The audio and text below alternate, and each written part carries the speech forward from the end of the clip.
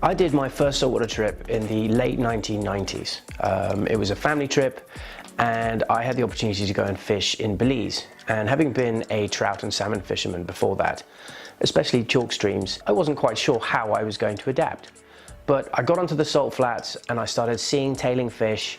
I was in the sunshine, I was on a tropical island, I was at Turnif Atoll. We caught a bunch of bonefish that week, we caught permit, caught my first permit on my first ever saltwater trip, which I've been continually trying to recreate the experience, but you know, that's permit fishing. We caught barracuda, we caught tarpon, and it opened up a huge avenue to me, which I'd never even previously considered. And since then, I think my addiction for saltwater fishing has almost overtaken my addiction for freshwater fishing. It's so varied. There are so many different places to go. You never quite know what's going to be swimming around the corner. I think that if you have been doing a lot of freshwater fishing, maybe a lot of salmon fishing, saltwater fishing trips can be considerably cheaper. And you can end up in some of the most beautiful places in the world. It's hot, it's lovely, and I'm going to give you my top 10 reasons why you should try saltwater fly fishing. Coming in at number 1 is value for money.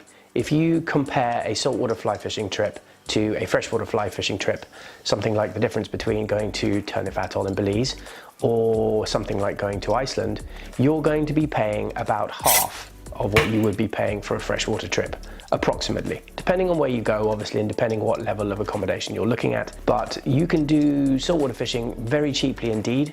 But even the very, very top-end saltwater fly fishing operations, such as Alphonse or Cosmolido or Providence Atoll, you're going to be paying less than you would for a Russian salmon fishing trip. The next would be, these places are some of the most stunning places on the earth. There is nothing quite like poling a skiff across a salt flat. White sand beaches, tropical palm trees. It's a beautiful tropical paradise, and what is not to love about that? You can fish in your shorts, you can fish in light clothing, you don't have to be wading in thick thermals and waders, and it's just a wonderful release, and it does take you to some of the most spectacular places in the world. My next one is translation of skills. What do I mean by that?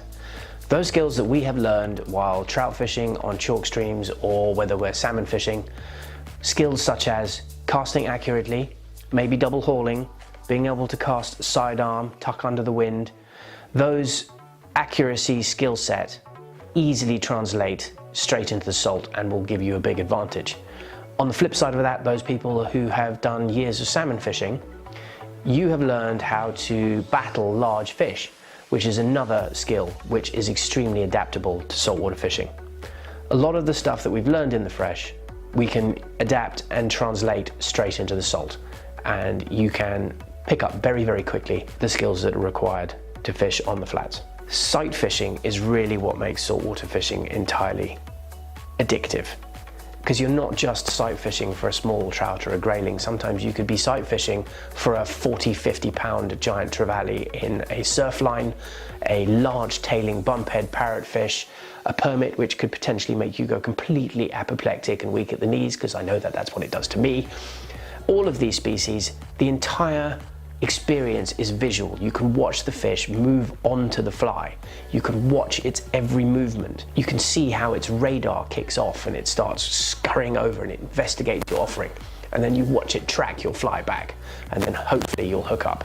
So the sight fishing element is what makes saltwater fishing so incredibly exciting. The next one I want to talk about is power. One of the reasons that trout fishermen then go to salmon fishing is because they're looking for a fish which is going to give them a bigger battle. It's going to produce a much bigger fight. There isn't a saltwater fish in the world which would probably knock the socks off one of those fish. You're talking battles which, even a small bonefish of 1.5 to 2 pounds is going to rip off 50-60 yards of backing off your reel on the first run. You're probably going to get 2 or 3 runs out of those fish. And when you start targeting 5-6 pound bonefish, some of the permit, giant trevally especially, they're going to pull your arms out of your sockets unless you hang on. It's a huge battle. So it's not only the sight fishing element of it, it's actually the fight itself, which makes it so incredibly exciting. My next reason is species variation. I love the fact that I can walk onto a salt flat and I've got no idea what's going to swim around the corner next. It could be any one of 80 species which you can target on the fly, each one demanding its own little nuances, its own tackle variations, fly choices. It means you have never-ending variation in your fishing, which means that no two trips are ever the same. And that for me is one of the biggest reasons I love saltwater fishing. And then I'm going to talk about gas.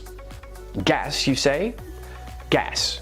Gear acquisition syndrome. There are those of us who suffer from gas. If you are going to get into a saltwater scenario, it's a gas sufferer's dream because of the fact that you need not just one setup, but you will probably require a minimum of 3.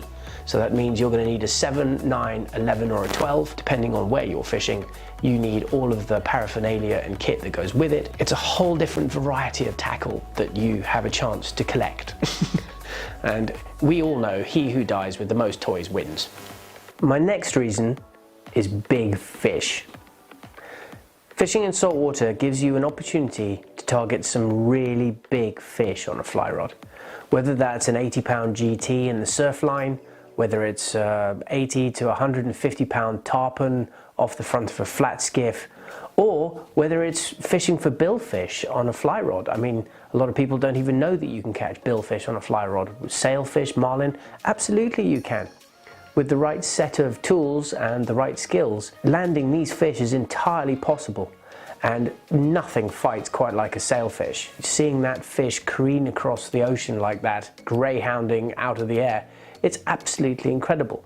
So if you like catching big fish, then saltwater fishing should definitely be up on there on your agenda. My next big reason that I love the salt so much is learning new skills and techniques. As I touched on briefly, there are many different species for you to target, and each one requires its own skill set, which means that you have a whole different fish to fish for every day. So whether you are going to be hunting a bonefish and creeping along the flats, quietly dropping a small fly at distance, targeting an individual fish, whether you're going to try and hunt a permit, which is tailing in deeper water, requires heavier flies, whether you're going to move into tarpon fishing, which requires much heavier kit, and then you need to be able to present the fly at the right angle. Every day in the salt is a school day. And even after all of these years, I'm still learning things on a daily basis. And to me, that is extremely exciting. And lastly, and I think a really important reason for you to try fly fishing in the salt, is most of these destinations you can take non-fishers to. You can take family, you can take wives, you can take children, because they're spectacular holiday destinations in their own right. Long gone are the days where you're going to get into a lot of trouble for taking your better half up onto some midge-ridden river in either Scotland or Norway, and they're sat there in the pouring rain wondering why on earth you're obsessed with this sport that you seem to have got into your head. It opens a whole new world of destinations that you can visit, sandy beaches, tropical paradise, tropical water, ocean that they can swim in, and all of these places are beautiful places to visit in their own right. So saltwater fly fishing can quite often go hand in hand with a fantastic family holiday. So to finish up, when you're looking outside and the winter is coming and it's grey and it's cold and it's miserable and you're beginning to get that itch that you need to go fishing, I would urge you to think about trying fly fishing in saltwater. I think it could just about blow your mind.